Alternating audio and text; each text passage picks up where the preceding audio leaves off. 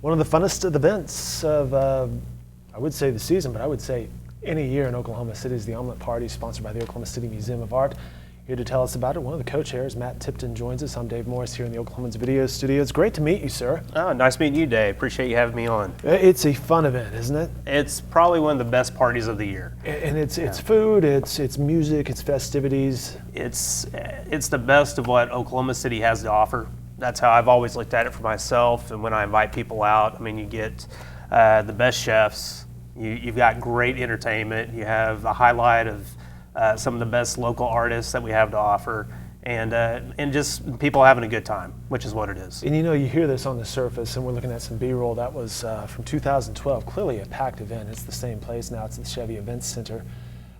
You know, you hear about it on paper like an omelet party. Well, there's only so many eggs I can eat. Oh no, these chefs are just fantastic creators of culinary genius or whatever. They get creative. Which is what we like. We don't put them in a box, and we say they know exactly what they're getting into, and they have fun with it. So it's you won't be disappointed in the food at all.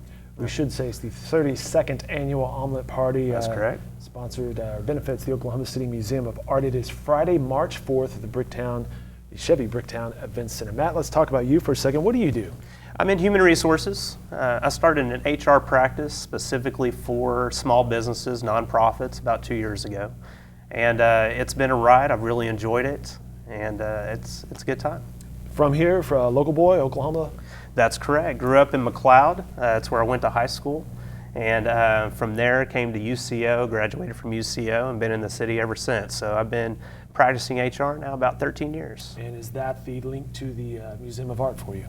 No, the link to the museum for me has been what the museum offers the community. It's always been about the art. That is something that has been a passion of mine for years.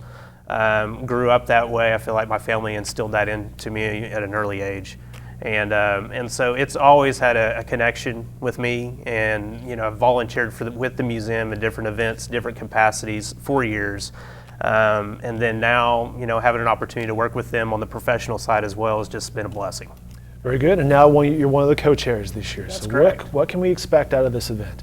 I see penguin on your shirt. Yeah, it's a little bit of flash, and I tried to bring a little bit of that here, short of wearing a fur coat over the top of it, which is completely okay. There's nothing wrong with fur coat. No, this is going to be. You can't see on camera right now. Yeah, a little bit there. He has yellow pants on. That's happening. It's a good look. There you go. No, it is in the title. It's eggs, drinks, and rock and roll. It is a themed party, and you will see that. This is every kind of dress you can imagine, and we encourage that. If there's a specific era of rock that is passionate for you, we want to see that in you whenever you walk through those front doors.